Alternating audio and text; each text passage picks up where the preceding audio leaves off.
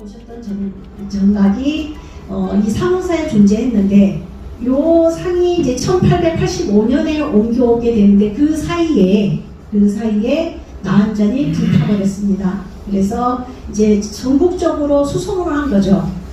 사찰이 거의 폐사 상태이고 이 상들을 관리하지 못하지만 영험한 나한이 있는 상이 어디냐.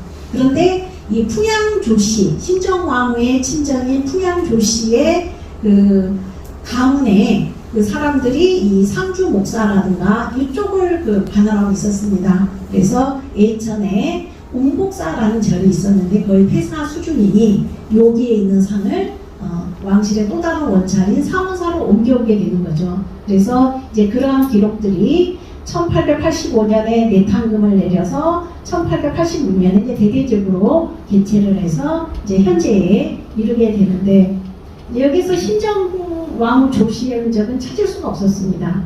기록이 없어서. 그런데 이때 불사를 주도했던 그 금섭이라는 스님이 있는데 이 스님이 어떠하나라고 이제 추적하는 중에 이 스님이 신정왕후 조씨의 그 시주로 건봉사를 1881년에 대대적으로 수리하는 그 기록이 있어서 그걸 주도하시고 건봉사 불사가 끝나고 이제 이 상원사로 이주한 것을 알 수 있었습니다. 그래서 내탕금에 내린 주인이 바로 당시 실력가였던 신정왕후 조씨. 그래서 이 오대삼이 왕실의 원차로서 이제 지속되는 면모를 볼 수가 있었고요. 또 제가 주목했던 것은 1954년에 중수를 하게 되는데 그때 이승만 대통령의 그 만수무강을 기원하는 내용이 나옵니다. 왜 갑자기 기독교 신자였던 이승만 대통령을 기릴까 했더니 이제 요때 불사를 개최했던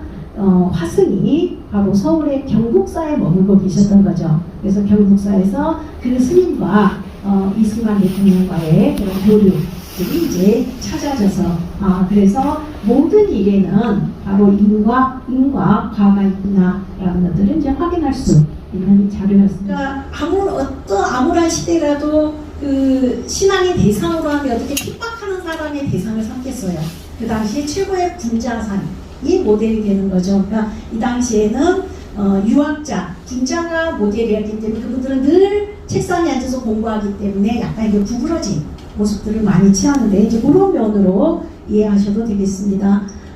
지금 흥천사에 노전에 모셔져 있는데 좌우에 아미타 부처님과 지장보살이 한 세트입니다. 그래서 이제 조사를 하게 되었는데 여기 바닥면에서 1829년에 바로 순조의 부인인 순원왕후 김씨가 친정 아버지 김조순과 함께 왕실의 안녕을 위해서 이 약사 부처님을 조성한 흔적들을 이제 발견할 수가 있었습니다. 그래서 조선 시대에 특히 약사 열애가 이렇게 선정인 참선하는 손 모양의 약그릇을 얹어놓고 있는 이러한 표현들은 조선 초의 이성계가 발병을 했을 때 병계랑이 이제 왕실을 대신해서 가서 흥천사에 가서 기도를 할 때 약사 열애께서 늘 그릇에 약을 담아서 중생들의 병을 고쳐주지 않았느냐. 그러니 우리 왕의 병도 좀 제발 고쳐주십시오 라고 하는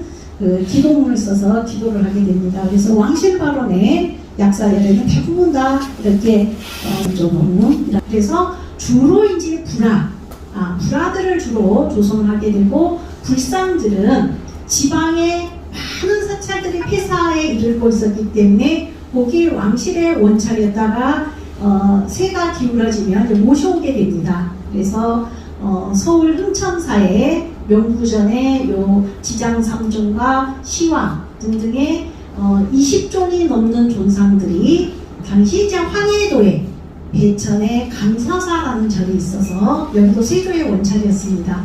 신정왕후 조씨가 돈을 고시를 해서 이제 화계사로 옮겨와서 고종의 자손들이 또 민비와의 관계에서도 다 돌아가시고 후궁사에 난 자손들도 뭐 5살을 넘기지 못하고 계속 돌아가니까 이제 왕실의 그리고 여기서 이제 대표적인 왕실의 명가천도 도량으로 이제 이때부터 화계사가 자리 잡게 되는 것들을 볼 수 있습니다. 그래서 지방에서 서울로 옮겨오는 이러한 것들에 이제 주목을 했고요.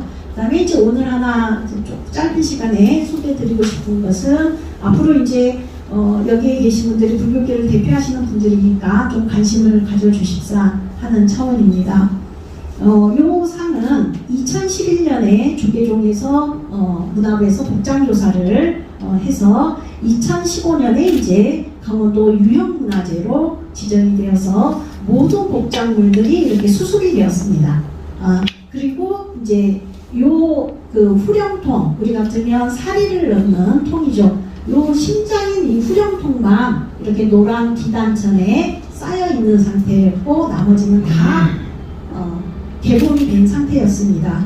그래서 이제 주지 스님께서 보물로 숨겨갖고 싶은데 좀 도와달라 그러면 이제 우리가 기존의 자료가 완벽한 세트를 이루고 있음에도 보물이 지정되지 않았을 때는 한 3년의 유예 기간을 거쳐서 이제 체계적인 과학적 조사를 덧붙이면 보물로 승격하는 조건이 됩니다. 그런데 보현상은 아무것도 추가된 자료가 없어요.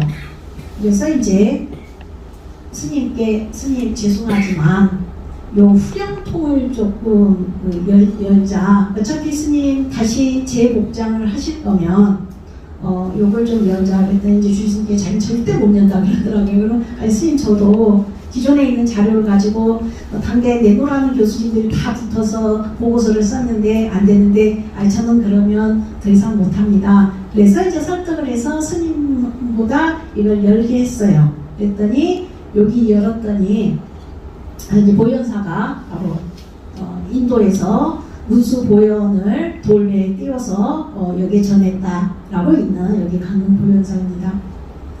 그렇게 해서 이제 조사를 하게 되었더니 이 황초폭자 안에 이제 대단한 자료가 발견이 되었습니다.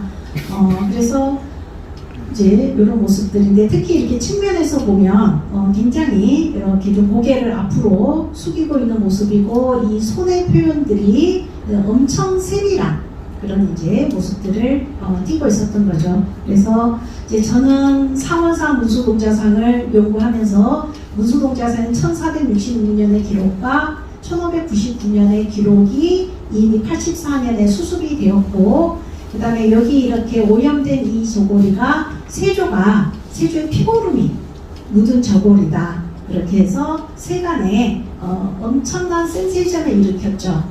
그래서 이제 상원사에 이제 수많은 또 불자들의 순례객들이 모여오게 되고 이제 그런 상황이었습니다.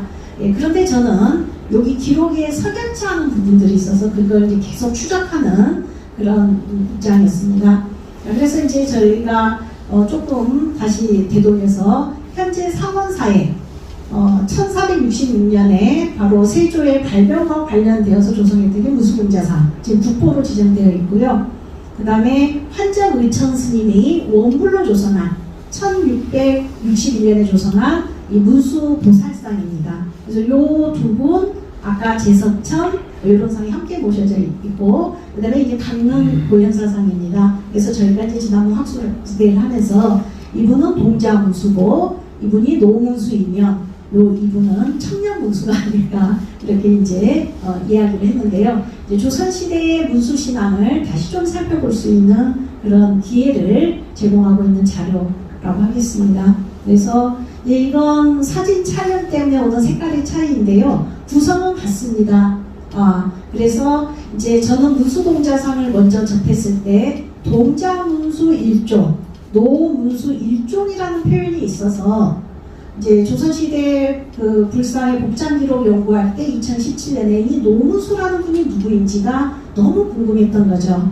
그래서 그 책을 들이러 이제 강릉 보현사에 갔더니 그래서 후령통을 열었던 황초폭자를 열었던 여기에는 순서는 바뀌었습니다. 노문수 여기는 불상이라고 표현했지만 불상보살상을 함께 표현했던 1종 그 다음에 동자문수 1종 그래서 저는 이제 큰 그 전율을 느꼈습니다. 내가 찾았던 노문수를 결국 여기에서 이제 찾게 되는구나 라고 했는데 이제 요 상은 이 상은 학계에 큰 센세이션을 일으켰습니다.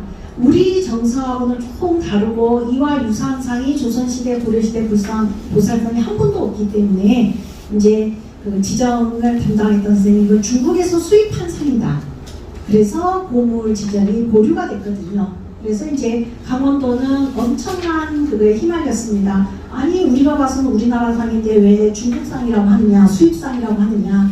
이제 그렇게 해서 지정이 보류가 되었기 때문에 이런 새로운 자료가 나와도 그렇게 주장했던 선생님을 설득하는 작업이 있었기 때문에 일체 언론 보도를 하지 않는 단서를 달았습니다. 그래서 주지스님도 그렇고 저도 일체 그걸 보도를 하지 않았고 이제 문화재 지정될 때까지를 이제 기다려왔고 지정되고 나서 제가 이제 논문을 썼습니다. 여기는 이제 농자문수, 노문수이죠. 그래서 앞으로 상원사 문수동자상과 여기 강릉 고연사상은 소재지 문제도 있고요. 제작 시기 문제도 있고 그래서 이제 굉장히 여러 가지 문제들을 이제 해결해야 되는 부분들이 있습니다. 그래서 아쉽게도 1599년에 할 때 절 이름이 나왔으면 좋은데 그냥 본사라고만 나온 거죠. 본사라고 그 본사가 어디일까? 여러 자료들을 이제 추정해서 저는 일단은 상원사로 추정을 해놨는데요. 요건 향후 이제 바뀔 기회가 있습니다. 그래서 보시면 이 문수동자상이 98cm고 한 20cm 정도 보현사상이 좀 작습니다. 그래서 후령통의 크기도 여기가 10.8이고 5.5 반 정도 크기이죠. 그런데 이제 문제는 상원사 요 동자상의 후령통은 수습하면서 기록을 남겨놓지 않았어요. 유물만 남겨놓고. 그런데 저희는 여기에서 요건에서 어떻게 여기 납입이 되어 있는지를 이제 기록을 잘 남기고 있어서 상원사 문수동자상의 복장 납입법을 연구하는데도 기초 자료를 제공하는 굉장히 중요한 자료로 인식하고 있습니다. 그래서 이제 제가 하고 있는 일 가운데 하나가 상원사 문수동자상은 1466년에 조성이 되었고 그래서 우리나라에서 처음으로 보통 이제 그 화엄경 입법기품에 나온 선제동자가 우리 미술에 등장하는 건 잘 아시는 고려시대의 수월관음도입니다. 관음에게 법을 청하는 그래서 선제동자하면 관음하고 연결이 되었는데 여기에는 거기 입법기품에 선제동자가 53선지식을 찾아갈 때 두 번 첫 번째하고 52번째 문수동자를 만나는 거죠. 문수보살을. 그래서 그와 같은 한 세트이다. 관음과 관련된 선제동자가 아니라 문수와 관련된 선제동자. 그래서 이와 유사한 세트가 금강산 유정사에 지금 요 선제동자상이 남아 있습니다. 그래서 이제 국보 지정하고 있고요. 그 다음에 요 상 역시 기록에 함께 조성되었다라는 기록이 있기 때문에 지금 보물로 승격하고 있고 그렇다라고 한다면 이 상을 이제 고려 말로 볼 것이냐 조선 초로 볼 것이냐가 문제가 있는데요. 이제 외형상으로는 구분하기 어렵습니다. 그러나 이번에 이제 저희가 과학적 조사를 해서 CT도 찍고 했기 때문에 이제 제작 기법을 보면 어느 정도 이제 내년 초에는 판가름 날 것 같습니다. 그렇다라고 한다면 여기 계신 분들은 강원도의 국보 보물로서 굉장히 중요한 성보로 자리 잡을 수 있을 것으로 여겨집니다. 그래서 이제 측면에서 보면 요 세 분은 완전히 유사하고요. 그 다음에 여기 옷주름이라든가 이러한 것들도 여기에 있는 상도 굉장히 유사합니다. 그래서 이제 보현사 식구들은 제가 이제 이 좋은 일을 해주고도 지금도 이제 조금 원망 섞인 비난을 받습니다. 우리는 보현보살로 익히 알고 왔는데 왜 갑자기 노문수가 되었느냐. 그래가지고 이제 그 주지 스님의 도반 스님께서 야 문수 아니야 노문수 맞잖아. 그래서 이제 그 농담 나이 든 노문수가 아니라 문수가 아니다 이렇게 농담하기도 하는데요. 여하튼 강원도의 이제 대표적인 이제 성보로서 자리를 잡는다라는 점에서 이제 중요하고요. 그다음에 이제 이 제석천상 역시 여기에 보면은 이제 천제석을 조성했다라는 이 조성기 문수동자에 관련된 거에 이제 한목도 일치하고 조성기법도 일치해서 그 시대를 조정할 수 있을 것 같고, 중수 때 1645년인데 바로 소현세자의 금나왕생을 이제 발언하고 있다라는 점입니다. 그 다음에 요 자료는 이제 아마 접하기가 어렵기 때문에 한 1분 정도만 한 번만 보도록 하겠습니다. 불해화엄사의 대웅전에 유일하게 보관을 쓴 살도비를 하고 있는 노사나 부처님상, 우리나라에서 유일합니다. 그래서 요 상은 오랜 기간 거쳐서 복장 조사를 해서 보통 이제 조선 전기상이 아니면 국보로 지정된 건 어렵습니다. 그런데 1634년임에도 불구하고 이제 국보로 작년에 지정된 상입니다. 그래서 이러한 구성들인데 이제 대대적인 조사를 했고요. 그 전에 엑스레이 촬영을 해서 여기에 복장 유물이 남아 있는 것을 확인을 하고 복장 조사를 했더니 이제 대대적인 그런 복장물이 발견이 되었고, 여기에 그 시주집이라고 해서 가철로 해서 문서가 있고, 불상 대자 안에도 이런 기록들이 있어서 이제 국보로 지정되는데 큰 역할을 했는데, 이제 저는 이 의창군, 선조의 아들 의창군 이광하고 이 선조의 사이였던 신익성의 존재를 한 10여 년 전부터 계속 추적해 왔습니다. 왜 이분들이 불교와 어떤 관계를 갖고 있어서 완주 송강사에 개창기를 1636년에 세우는데 글도 쓰고 글자도 쓰고 또 1641년에 소현세자를 하고 이 불교와 무슨 연관이 있느냐, 이제 그 단서를 여기에서 제공해 주었습니다. 바로 동양이 신익성, 선조의 사이와 여기 이제 신혜생 이씨와 신혜생 강씨, 그래서 보통 이제 일반적인 사람은 양주 부분을 표현하는데 신분이 높은 사람은 양위로 표현을 합니다. 그래서 이분들이면 소현세자하고 소현세자의 비인데 그래서 이제 그래서 여기에서는 세자는 어풀숭이 체계였기 때문에 다음 왕위를 이해해야 되기 때문에 세자는 이런데 기록 못 올립니다.